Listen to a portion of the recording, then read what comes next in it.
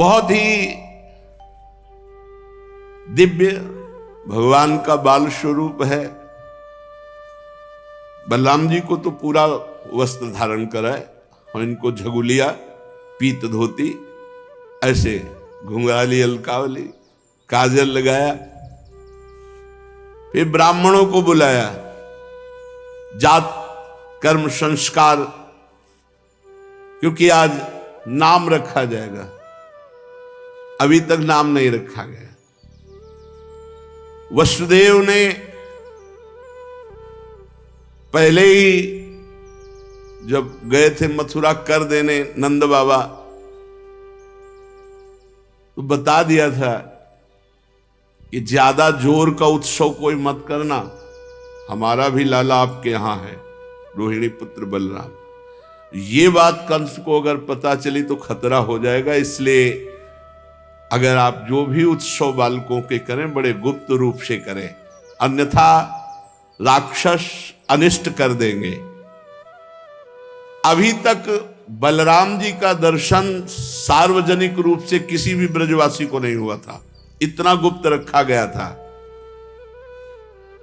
रोहिणी तनय के दर्शन ब्रजवासियों को नहीं, लाला के तो हो गए बाबा के, लेकिन बलराम जी को इतना छुपा के रखा गया था क्योंकि देवकी जी की 6 संतान मार डाले थे, तो इससे भय था देवकी जी की ही तो संतान बलराम जी भी हैं, आकर्षण करके रोहिणी जी के गर्भ में आए थे। वो वसुदेव जी की पत्नी, इसलिए बहुत नंद बाबा गुप्त रखे थे।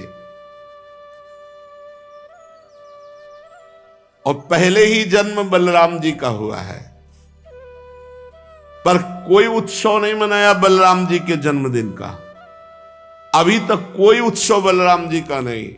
इतना नंद नंदन का उत्सव हो गया, अभी तक बलराम जी को आंगन में नहीं लाया गया क्योंकि डर था।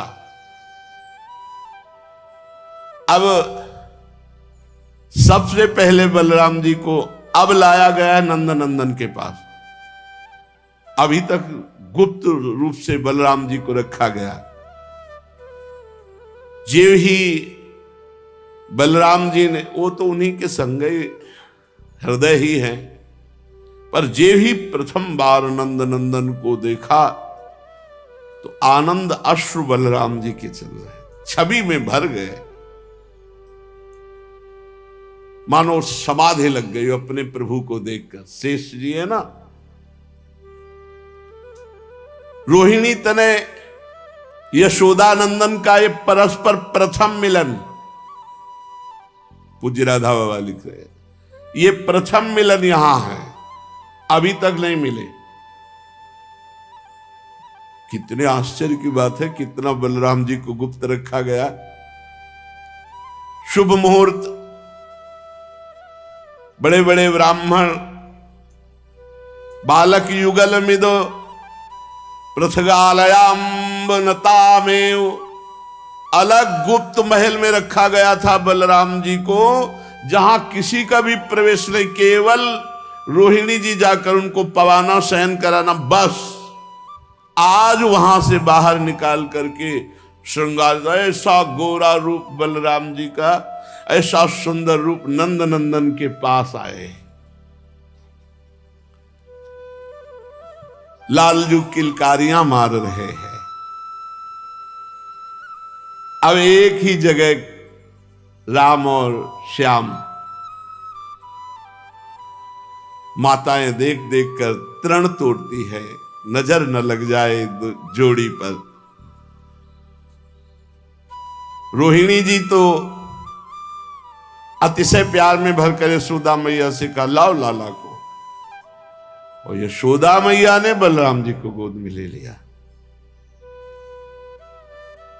ब्रजेंद्र नंदन का आज नामकरण संस्कार होगा। सुंदर धीमी गति के वाद्य बजाए गए, स्वस्ति वाचन हो रहा, और महान ऋषि गर्गाचार्य जी दोनों का नामकरण संस्कार करने के लिए आए।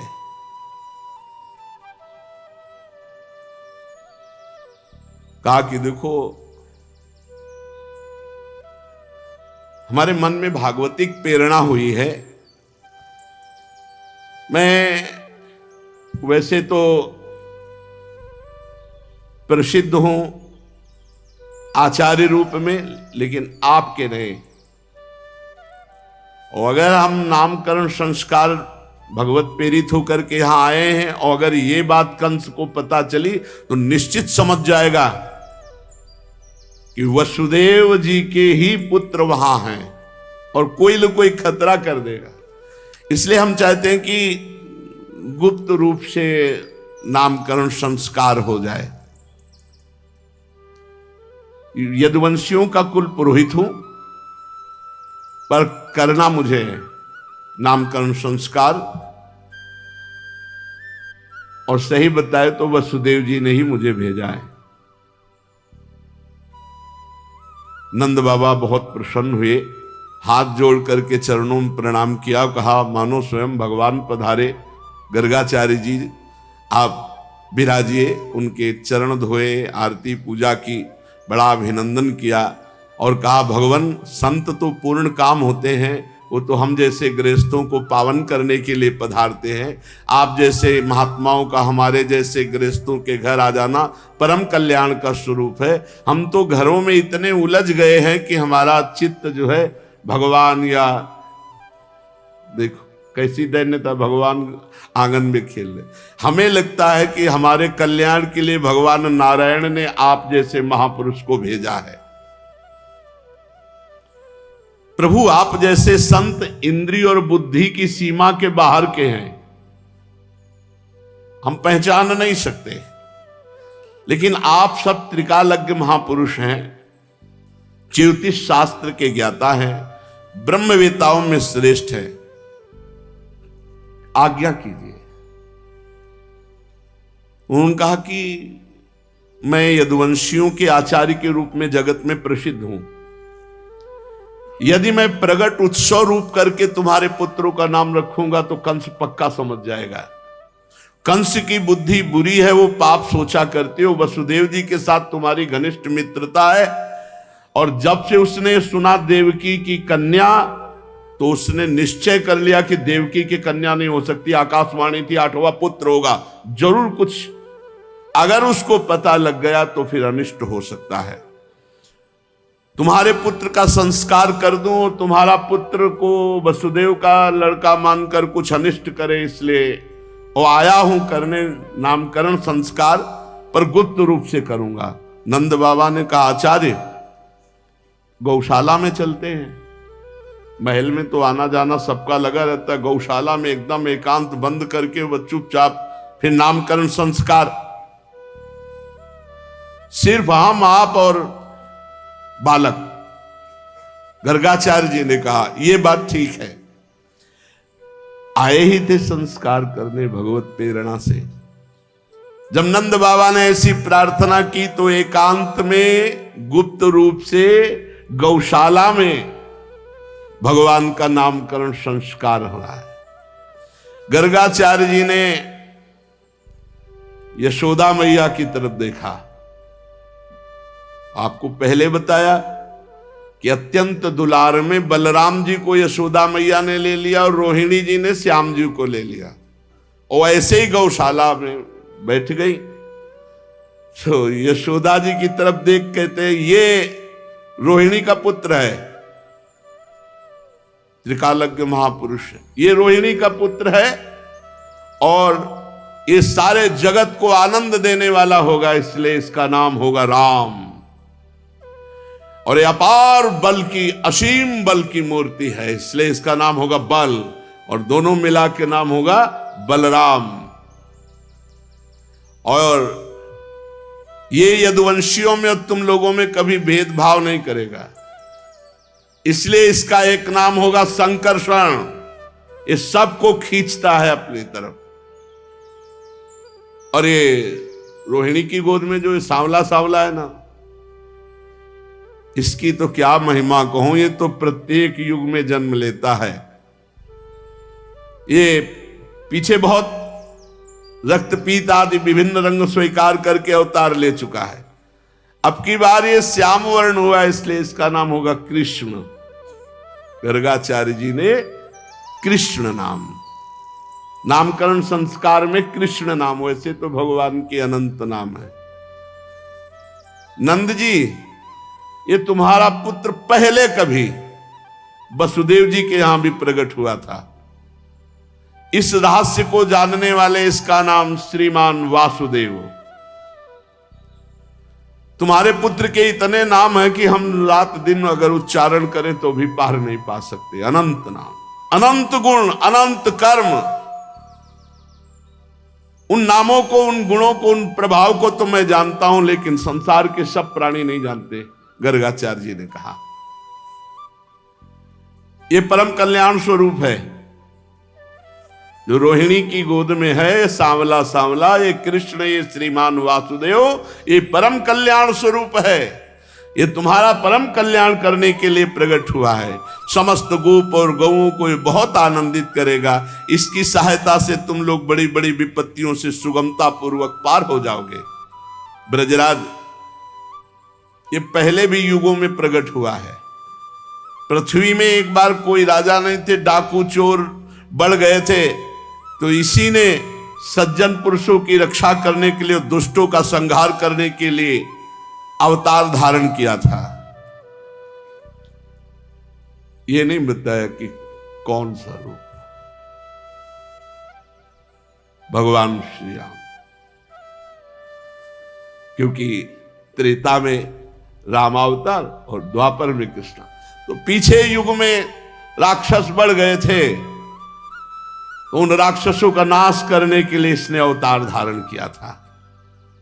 नंद, तुम्हें कैसे बताए, ये जो रोहिणी की गोद में सांवला सलोना है ना, इस संपत्ति, सौंदर्य, कीर्ति में ये साक्षात भगवान नारायण के समान है। तुम बड़े भाग्यशाली हो, बड़ी तत्परता से इसकी सेवा में रहना। नंद बाबा को भली भांत समझाकर गर्गाचार्य जी गुप्त रूप से नामकरण संस्कार करके अपने आश्रम को लौट गए। नंद बाबा को बड़ा आश्चर्य हुआ कि गर्गाचार्य जी कह रहे पहले युगों में अवतार लिया, ये भगवान नारायण के समान। रोने लगे कि ये तो सब मेरे नारायण की कृपा। ये बिल्कुल नहीं आता बाबा के हृदय में कि भगवान है। यही है वात्सल्य, मेरा लाला, ये तो नारायण की कृपा है जो मेरा ऐसा सद्गुण संपन्न पुत्र हुआ। अब एक दिन मैया लाला को गोद में लेकर के बहुत पुचकार करके दुग्ध पान करा रही थी। लाला पीते चले जा रहे थे और मैया पिलाती चली जा रही थी वात्सल्य में भरकर। मैया के मन में आया कि ये इतना दूध पी रहा है तो कहीं अपच ना हो जाए। एक दार्भकमादाय स्वांकमारोप्य भामिनी प्रश्नुतम पाययामास स्तनम स्नेह परिप्लुता पीत प्रायस्य जननी सा तस्य रुचिरस्मितम मुखम लालयति राजन जंभतो दृदशे दृशम इदम। दूध पिला, छोटी सी तोंद इतना दूध पी गया। तो लाला की तरफ देख के कि इतना दूध पीने पर अपच नहीं होगा तुझे, और ऐसे तोंद में ऐसे पेट में ऐसे। तो लाला मुस्कुराया, जोई आ किया खमरोदसी ज्योतिरनी कमासा शूरेन्द्रुवन्हि श्वसनाम बुधिश्च द्वीपान्नगास्तद्दुहित्रवनानि भूतानि यानि स्थिर जंगमानि। आकाश, पृथ्वी, ग्रह, नक्षत्र, तारे, पूरा चराचर जगत भगवान के मुंह में। मानो भगवान दिखा रहे मैया ये दूध मैं अकेले नहीं पी रहा, पूरे ब्रह्मांड को यहां से सप्लाई हो रही, पूरे ब्रह्मांड को जा रहा है ये दूध। पूरा ब्रह्मांड प्रफुल्लित हो रहा है, आनंदित हो रहा है, पुष्ट हो रहा है। मां, मेरे उदर में अनंत ब्रह्मांड वास करते हैं। आकाश, अंतरिक्ष, ज्योतिर्मंडल, दिशाएं, सूर्य, चंद्रमा, अग्नि, वायु, समुद्र, द्वीप, पर्वत, नदियां, वन, समस्त चराचर प्राणी मैया ने लाला के मुख में देखा। बार बार नेत्र करती है, मेरे लाला के मुख में पूरा संसार कहां से आ गया। सावीक्ष विश्वम सहसा राजन संजात वे पछु, पसीना पसीना हो गई मैया। वात्सल्य ने ऐश्वर्य को डांट लगाए, यहां तेरा काम नहीं है। तत्काल वो दृश्य गायब हुआ। फिर वात्सल्य उमड़ा। मैया ने कहा, मेरा लाला, ये मेरी निगुड़ी आंखों में ही कुछ हो गया, पता नहीं दुनिया दिखाई देती लाला के मुंह में। और फिर देखा तो लाला मुस्कुरा रहा है। लाला को छाती से लगाया। एक दिन लाला को बहुत प्यार से गोद में बैठाले हुए मां दुलार कर रही थी। एकदारोह मारूढ़म लालयंती सुतम सती गरिमाणम शिशोरवो ढुम्न से हे गिरिकूटवत। भगवान मानो कोई पर्वत हो, ऐसे शरीर भगवान का। यशोदा मैया की टांगें दर्द करने लगी, कितना तगड़ा हो गया है, इतना पीड़ा कैसे हो सकती है। और उधर कंस के पास जब सूचना पहुंची कि जो तुम्हारा उत्कच था ना, वही सब कच्छ हो गया, दोबारा तुम्हारे खबर भी देने नहीं आएगा। कंस ने बवंडर रूपधारी तृणावर्त को भेजा, जाओ। वो सीधे बवंडर भयंकर रूप रख करके, भगवान ने कहा मैया को गोद में, मैया हमें गोद में लिए, वो मैया को भी उड़ा ले जाएगा। इतना जोर का वजन किया कि मैया ने कहा, आज लाला को इतना कैसे वजनील हो गया। भूमौ निधायतम गोपी विस्मिता भार पीड़िता महापुरुष मादध्यो जगता मास कर्मशु। इतना भार से पीड़ित हो गए कि ढनगा दिया जमीन में से। ओहो, कितना गरु हो गया लाला। और इसीलिए भगवान ने अपना वजन बढ़ाए कि मैया यहां से सेवा में जाए। लाला जो ही जमीन में ऐसे, लाला मानो सो गया। चलो थोड़ा सो जा, हम काम कर ले, यही चाहते थे भगवान। इसके बाद वो भगवान नारायण का स्मरण करते हुए घर के काम, तृणावर्त ने देखा बढ़िया अवसर है। निजी का सेवक था कंस का, ये कंस की प्रेरणा से वायु रूप होकर के आया और भगवान श्री कृष्ण को उठाया और बस आंगन से आकाश और आकाश से ब्रजरज से पूरा गोकुल ढक गया, किसी को कुछ दिखाई नहीं दे रहा। बस भयंकर साए साए वायु की आवाज और धूल भरी वायु। 48 मिनट तक तो कुछ दिखाई ही नहीं दिया, ऐसा अंधकार छा गया रज का। जब ये बवंडर चला तो मैया भाग करके वहां गई जहां लाला, लाला तो वहां था नहीं। मैया तो बहुत घबरा गई, बेसुध हो गई, अपना पराया कुछ सूझ नहीं रहा। जिधर देखो उधर धूल भरी आंधी। जैसे बछड़े के बिछुड़ जाने पर गाय की दशा होती है, ऐसे मैया व्याकुल हो गई, रोने लगी, यहां तक कि मूर्छित होकर पृथ्वी पर गिर पड़ी। क्या भगवत प्रेम है। भगवान ने बवंडर रूपधारी उस तृणावर्त का गला पकड़ा और जब आकाश ले गए और कस के दबा दिया, और भगवान ने इतना बोझा भारी किया कि वो सह न सका, न एक कदम आगे बढ़ सका। तृणावर्त भगवान श्री कृष्ण को नीलगिरी के समान सो इतना वजन बढ़ा लिया। भगवान ने कस के गला दबाया। शिशु रूप भगवान के गला दबाने पर वो निश्चेष्ट हो गया, असुर मर गया। आंखें बाहर निकल आई, बोलती बंद हो गई, प्राण पखेरु उड़ गए, अपना रूप असली धारण करके वहीं धम्म से गिर पड़ा। जे ही गिरने की आवाज सुनी, ब्रजवासियों ने देखा, अरे ये तो राक्षस है, और राक्षस की छाती में कन्हैया, जैसे पूतना की छाती में थे। दौड़ करके सब ब्रजवासी गए, भगवान श्री कृष्ण आराम से उसकी छाती पे। क्या धन्य है ये दैत्य भैया, धन्य है, धन्य है। परब्रह्म परमात्मा छाती में अंतिम श्वास निकल रही, इनसे ज्यादा धन्य और कौन होगा। गोपिकाओं ने दौड़ करके लाला को गोद में उठाया, छोटे से लाला, और भार नहीं सह पाया तृणावर्त। मैया जब होश में आई, लाला गोद में दिया, भैया अत्यंत आनंदित होकर बार बार भगवान नारायण को प्रणाम कर रही, भगवान आपने हमारे बालक की रक्षा की। यशोदा मैया बाबा से कहते बड़े आश्चर्य की बात है, देखो कितनी बड़ी घटना, ये कौन सा ग्रह नक्षत्र हमारे पीछे पड़ा है कि जब से बालक हुआ कोई न कोई देख लो। लोग कहते हैं हम बड़ी समस्या में, हम कहते हैं परमात्मा जब अवतरित होते तब यहां समस्या संसार डालता है, तुम तो मनुष्य हो। चाहे रामावतार देखो चाहे कृष्णावतार देखो, देखो देखो ये राक्षस तो हमारे बालक को मृत्यु के मुख में डाल दिया था, परंतु हमारे नारायण भगवान ने जीता जागता हमें वापस कर दिया और उस दुष्ट को उसका पाप ही खा गया। सच है साधु पुरुष अपनी क्षमता से संपूर्ण भयों से बच जाते हैं। हम लोगों ने पता नहीं कौन सा ऐसा तप किया, यशोदा मैया नंद बाबा से कह रही, भगवान की पूजा की या किसी प्यासे को पानी पिलाया या कोई बाग बगीचा या कोई दान पुण्य बना जिससे हमारा बालक मरते मरते बच जाता है। ये बड़े सौभाग्य की बात है। जब नंद बाबा ने देखा कि महावन में बहुत सी अशुभ घटनाएं घट रही हैं, तो वसुदेव जी की बात पर बार बार याद आया कि वसुदेव जी कोई बहुत बड़े योगी हैं, वो कह रहे थे कि कोई न कोई अशुभ घटना घटेगी।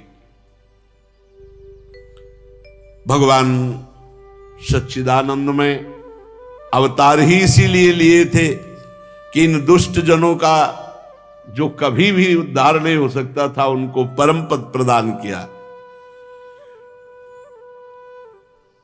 अब कृष्ण बलराम घुटनों के बल धीरे धीरे चलने लगे।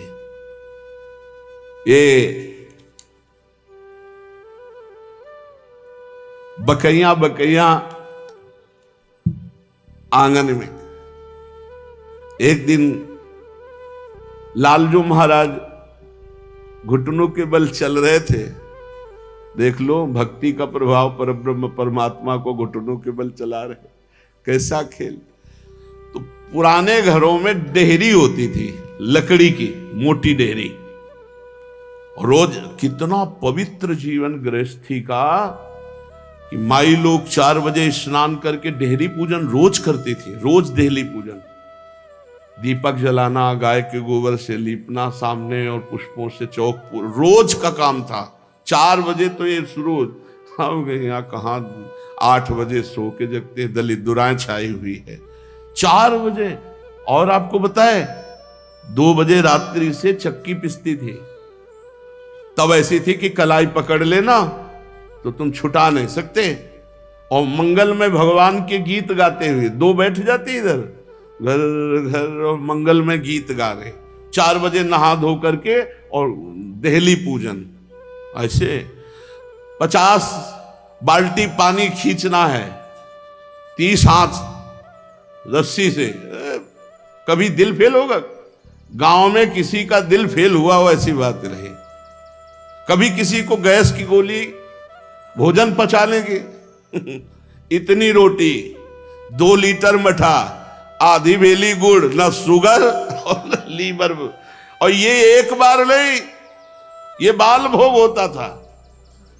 बाल भोग सच्ची कहते किसान के घर में मोटी मोटी चूल्हे की 5-6 रोटी और 2 लीटर मठा डाले पात्र में और मीसे और गुड़ से काट का। अरे लाल दरे फावड़ा चला रे, मेहनत कर। अब तो किसानी में कुछ नहीं रह गया, वो ट्रैक्टर से एक हार, एक मतलब 6-6, 8-8 घंटे जोतना, तब 1 बीघा जोतता था।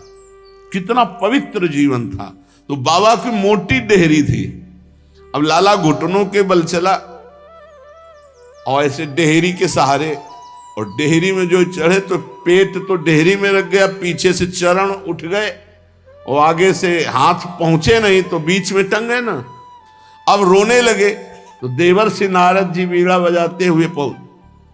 देखा प्रभु रो रहे हैं, ना तो आगे हाथ जा रहा ना पीछे पैर जा रहा है, क्योंकि बीच में टंग गए मोटी डेहरी नंद बाबा की। आसपास देखा, साष्टांग दंडोत में बोले प्रभु हटा दें आपको। अरे बोले चलो। ये तुम्हारे लिए नहीं है, ये मैया के लिए है। चुपचाप खड़े रहो, दूर जाके वहीं दूर जाके नारद जी खड़े रोना सुन, मैया रोना सुनकर भागती हुई आई, अरे मेरे लाला दासियों को डांटा देख। नारद जी ने कहा महाराज क्या लीला है, आनंद की डेहरी नहीं लाग पा रहे, वहां वामन अवतार में इतना बड़ा प्रभु, बड़े विचित्र खिलाड़ी। अब ये दोनों खिलाड़ी कृष्ण और बलराम धीरे धीरे घुटनों के बल चलने लगे। जब ये घुटनों के बल चलते हैं तो मैया ने कमर में करधनी बांधी और पैरों में घुंघरू, ऐसी रुंझुन आवाज होती है, ऐसे श्याम गौर जोड़ी दोनों बाबा के आंगन में खेलते हैं, मानो बाबा हर समय परमानंद में, और दोनों एक दूसरे को देखकर खिलखिला कर हंस देते हैं। एक दिन नंद नंदन बाबा के मणिजटित खंभ की तरफ धीरे से सहारे से पकड़ के उठे। देखा तो वैसे ही लाला, वो भी अंगुली रखता है, ये मुस्कुराते वो भी मुस्कुराता है, ये ऐसे कर रहे तो वो भी मुस्कुरा रहे, और मैया छुप करके ये लीला देख रही। बाबा के मणिजटित खंभे जो आंगन के, उनमें लाल विविध प्रकार की बाल लीलाओं से वो परमानंद यशोदा मैया को प्राप्त हो रहा है जो ब्रह्मा आदि को भी नहीं प्राप्त हुआ। चलते चलते किसी के पीछे लग लेते हैं, और जब वो इनको गोद में लेने को चलता है तो अरे फिर दौड़ करके पीछे घुटनों के बल ऐसे, और यशोदा मैया रोहिणी मैया ये देख देख करके आनंदित हो गई। माताओं का हृदय वात्सल्य स्नेह से भरा हुआ है। कभी कभी अब ये घर के बाहर चलने लगे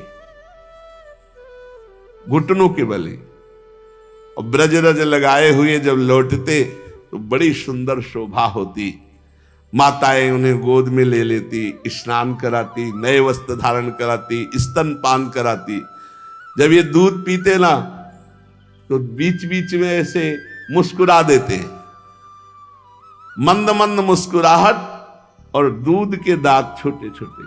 क्या अद्भुत शोभा! मैया आनंद के समुद्र में डूब जाती। बलराम और श्याम अब धीरे धीरे खड़े होकर चलने लगे। अब ये ब्रज के गलियों में भीड़ लग जाती गोपियों की। श्याम बलराम आए, दौड़ दौड़ करके सब इनकी शोभा को देखती। ये बड़े खिलाड़ी, जैसे ब्रज में तो बछड़े घूमते तो बछड़े की पूंछ पकड़ लेते, और जब बछड़े भागते तो और जोर से पकड़ लेते और उनके पीछे दौड़ते। गोपियां सब अपना काम धंधा छोड़ करके बाल गोविंद की यही लीलाएं देखती और लोटपोट होकर परमानंद में मग्न रहती। कृष्ण बलराम ये दोनों बड़े चंचल खिलाड़ी। ये कभी गाय दूहने का समय के पहले सारे बछड़े छोड़ दिए, सब बछड़े दूध पी गए। कभी सींग वाले पशुओं से खेलते, कभी जो श्वान कुत्ते। हाँ, परमानंद दास को ठाकुर ले आए पिल्ला, ऐसा उसमें पता है ठाकुर जी। और क्या ब्रज के कुत्ते परमहंस हैं, बड़े बड़े सिद्ध संत हैं। ठाकुर जी गोद में ऐसे उठाते पिल्ले को, और जब घर में ले आते मैया कहती अरे तुम ऐसे ऐसे कैसे कर रहे हो। बड़े चंचल खेल खेलते, बड़े खिलाड़ी। कभी मोराज पक्षियों से, ये सब ब्रज के महान संत हैं। माताओं को हृदय में डर लगा रहता कहीं कुछ ऐसा न कर ले जिससे इनका अनिष्ट हो जाए, इसलिए माताएं तो घर के काम कर ही नहीं पाती, सदैव इन्हीं को देखती रहती, इन्हीं के बचाने की चिंता में रहती। अब ये यशोदा और रोहिणी के लाल घुटनों के बिना सहारे के ये चलने लगे। अब पहली शुरुआत की अपने घर से। कृष्ण बलराम ने जितने माट रखे थे कमरे में सब फोड़ दिए और सब दही, नवीन वाले नहीं, जो एक दिन पहले के थे, सब फोड़ करके। बहुत सी गोपियां घर आई हुई थी। मैया ने कहा इनको डांटना पड़ेगा कृष्ण बलराम को। तो वो जो कान पकड़ा रहे, ये जो भयभीत गोपियां देखती कि काश विधाता मेरी आस ऐसी पूरी होती, ये हमारे भी घर आते, हमारे भी माट फोड़ते, चोरी चोरी ऐसा करते, फिर मैं इनको पकड़ती, फिर हमारे सामने कान पकड़ते। ऐसा ऐसा सौभाग्य कैसे मुझे प्राप्त होगा। अंतर की बात ठाकुर जी अपने प्रेमी जनों की सुनते। ये जो माखन चोरी लीला है, इसको ये मत समझो बाबा के यहां कुंडों में थे दही दूध, लाला दिन भर डुबकी लगाए फिर भी पार न पावे, ऐसे दूध दही माखन के थे। ये गोपियों की जो आकांक्षा थी ना कि जैसा यशोदा मैया को सुख मिल रहा वैसा मुझे मिले, तो भगवान ततस्तु भगवान कृष्णो वयश्चैर ब्रज बालकै सारामो ब्रज स्त्रीणाम चिक्रीडे जनयन मुदम। उनको आनंद देने के लिए सखा मंडली, भगवान के अष्ट नित्य सखा, जो अष्ट सखा है ये सब, और भी ब्रजवासी और ब्रज के बंदर। जिस घर में जाना होता ना, पहले से ब्रज के बंदर दूर से देखते हो, जहां नंदन नंदन घुसे सब खिड़कियों में लग जाते, क्योंकि पता है अभी माखन बाहर पवाया जाएगा। प्रभु अब घर घर ब्रजवासियों को सुख देने लगे। श्री चरणों में नूपुर बंधे, रुंझुन रुंझुन करके नंद नंदन और श्याम और उनके सखा और गोपी माट व्यवस्था सब करके छुप जाती थी, और पूरी लीला देखने के बाद फिर हम पकड़ेंगे। शेष चर्चा आगे। श्री राधा वल्लभ लाल की।